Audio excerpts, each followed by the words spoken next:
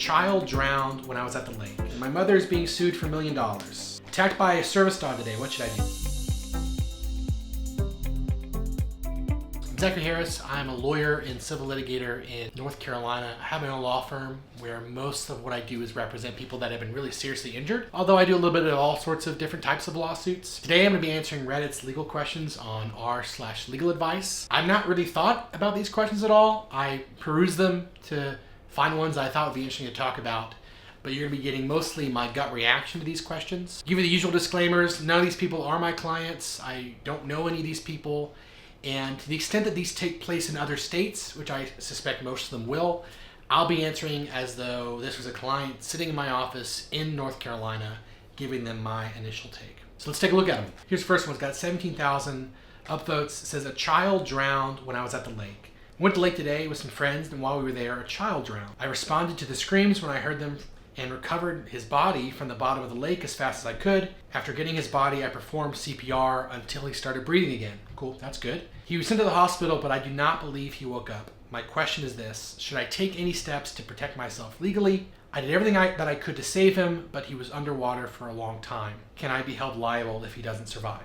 And there's an edit that says that he received a text and that the child is awake and sitting up and speaking and doing well. So you can see why they got a ton of upvotes. So the question is, does he have anything to be worried about? And the answer is no. He really doesn't have anything to be worried about for two reasons. One is just a common law reason, which is even if the child hadn't made it, nothing this guy did caused that loss, caused any injury, caused any death. That was going to happen no matter what. His efforts to save the child didn't cause any injuries, wouldn't cause the child's death, which thankfully didn't happen. The other reason that he doesn't have anything worried about is because most states have what are called Good Samaritan laws that protect people that are coming to the aid of others.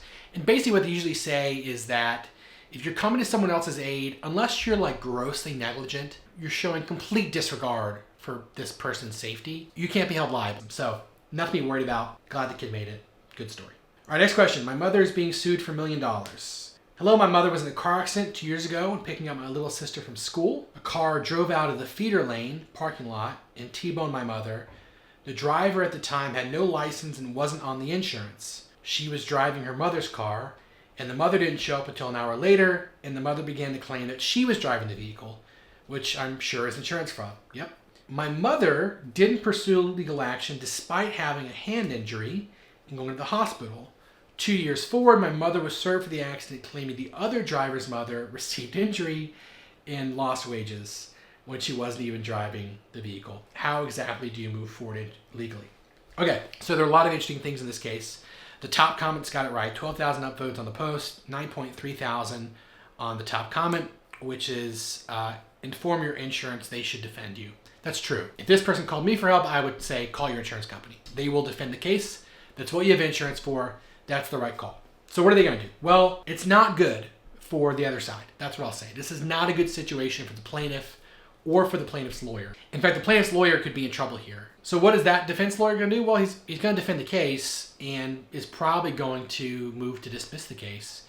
But what are the other issues in the case? I mean, there's the facts of the accident. So a car is leaving the parking lot and T-bones the poster's mother. Sounds pretty cut and dry. I mean, there can be some questions there about, was mom somehow at fault for the accident? It doesn't sound like it. She gets T-boned, as someone's pulling out of a parking lot. The driver at the time had no license and wasn't on the insurance. That doesn't matter legally, really at all. At least not for the claim. It's against the law. They could go get a ticket or go to jail or whatever. But for the sake of litigating the accident, it doesn't matter that the driver didn't have its insurance, didn't have a driver's license. Maybe the fact that he had no license, you could bring in the mother for what's called negligent entrustment. You're not allowed to give your car to people who you have a reasonable belief are that it's reasonably likely that they're going to cause a wreck and hurt somebody. The no license would be some evidence of that. Why doesn't she have a license? That would be an important question. Mother didn't show up an hour later. That doesn't matter. And the mother began to claim that she was driving the vehicle, which I'm sure is insurance fraud. Yes, it is. Obviously, if the mom wasn't in the accident, then she's got no case. And it should be as simple as proving that mom wasn't in the accident. Well, how are you going to do that? There's a few ways you can do it. The first two ways would be what's called an affidavit from the person being sued and any other witnesses. So averring, swearing that this lady, the plaintiff, wasn't even there. Presumably they're picking up someone up, at school. There should be a ton of witnesses. There should be a ton of people that can say what happened. This is a situation where it'd be really nice to have a police report. I'm assuming there's not a police report because that would show what happened. But that's going to be the issue here, is trying to prove that she wasn't even there. I was going to say I'd want to get some phone location data from the injured plaintiff. That'd be a good way to show that she wasn't even there. Could be a tricky case. Could be trickier than it seems. You'd have to show that mom wasn't even there. That's the best way. But the easier way to get this case out might not even be to talk about that issue. It might just be to say she wasn't at fault for the accident. T-bone, it's not her fault. And finally, the defendant, the poster's mom, she could sue herself. She could bring it's called a counterclaim, and for her own injuries. And she probably should do that. Might as well. If you're going to be in a lawsuit, you might as well have your own claims. All right, next. Attacked by a service dog today. What should I do? Today I was sitting in the waiting room at the hospital, minding my own business, looking at my phone. Suddenly a dog came around the corner and attacked me. He bit me on my leg. I did hit the dog in the head to get him off me and grabbed him by the scruff of the neck and pinned him to the ground. I was sitting next to a little boy and didn't want the dog going after him or anyone else. The police were called and 9 people in the waiting room made statements in regards to what happened. That's good. The owner stated that he was a service dog when they entered the building. The lady did slip and accidentally say he was an emotional support animal and couldn't answer the police when they asked what tasks he performed for her. They also tried to lie by saying the dog was her mom's and he was current on rabies. The dog was not current, super common. The dog was wearing a vest that said service dog and was on a flexi leash. This is apparently the dog's second offense. The police told me that the couple said they were going to sue me for hitting their dog and detaining him against his wishes. Should I be worried? No. I really can't afford a lawyer as I'm currently disabled. From what I understand, lying about a service dog is illegal in Minnesota. Okay. I was just trying to protect myself and others and honestly didn't injure the dog. I was a vet tech for over 20 years and this is the worst spot I've ever had. I feel bad that the dog has dumb owners and will probably end up euthanized. Goes on to say that the poster's going to need surgery. His LCL is destroyed and there's a lot of muscle damage. They're not sure about his other ligaments and tendons. The surgeon said this is the worst dog bite he has seen. So I'm making this face because, I don't know, something about this screams, story you post on Reddit for Reddit points that didn't really happen. I mean, the level of injuries that are being described here are serious, and those can happen with dog bites. They do happen with dog bites all the time. If you had those injuries, I don't think you'd be posting on Reddit today. All right, I'm out. So I've now concluded this story's fake. Maybe it's not, but I'm just putting this together. Like, you get attacked by a dog so much that it's destroying your LCL, which I don't actually know what that is. I'm looking it up. You get a ton of muscle damage. The surgeon's saying that this is the worst dog bite he has seen. The surgeons see a ton of really bad dog bites. And yet that person has the wherewithal and the time and is not in enough pain to compose this detailed Reddit post. No, that didn't happen. But let's pretend it did. I mean, it's a good case. I mean, the thing that I would be looking at here is there a way that I can bring in the hospital? Because the dog owner probably doesn't have a lot of money. That's really typical. And it can be really hard to find insurance here. So that would be my question, right? Is does the dog owner have any insurance that can cover this loss? My first thought is homeowners insurance. A lot of people don't realize that your homeowners insurance will cover you for a lot more than just like if your home burns down or if someone slips and falls. Homeowners insurance will cover a lot of things. Like defamation, for example, is covered under a lot of homeowners insurance policies. That'd be the one thing I'd want to know is is this person a homeowner? Because if they're a renter and if they don't have renter's insurance, which a lot of people don't, then you're out of luck. There's no coverage. But if they're a homeowner, I'd want to know, okay, what does the homeowner's insurance policy say? I don't know that off the top of my head what they typically say. Because if not, you're going to have trouble recovering any real money. They talk about how they can't afford a lawyer. Really typical. They would be hiring a lawyer like me, personal injury lawyer. I handle dog bite cases, and we work on a contingency. And so generally speaking, this person's not going to have to pay any money up front. The lawyer is going to, if they lose the case, work for free, but they're going to work, and their payment's going to be a portion of whatever recovery they're able to get. In fact, this is the dog's second offense. That really matters. A lot of states have what we call the one free bite rule, which is basically, if you don't have a reason to believe that your dog's aggressive, you're not going to be held responsible. If this is a second offense, obviously you know that the dog is aggressive because it's happened once before. lying about the service dog to try to get in the hospital, that matters. I think you combine that with the fact that it's the second offense, and now we're going to start getting to willful and wanton conduct, which North Carolina would justify what's called punitive damages. So not just money to compensate you for your loss, but money to punish these people. But I want to go back to what I said earlier, which is if you can, what you want to do is get to the hospital, because they're going to have deep pockets. They're going to be the ones to pay. It's hard to see what the hospital did wrong here. They let this dog into the building, but it presents itself as a service dog, and federal law is really intense when it comes to questioning service dogs. So you want to be very careful when questioning a service animal. But the downside is stuff like this can happen. It's hard to tell what is a service dog versus what is not. There's no paperwork, there's not things like that they have to show you to say, oh yeah, this is a certified, service animal. So it's a case I'd absolutely take, but I think I would need to bring the client back to earth a little bit on what damages can be like, because what we're going to be able to recover is probably a lot less than what this person actually deserved if they weren't a liar, which they are. All right, so a couple hired me as a photographer at their wedding and I didn't show up. They want to sue me now, okay?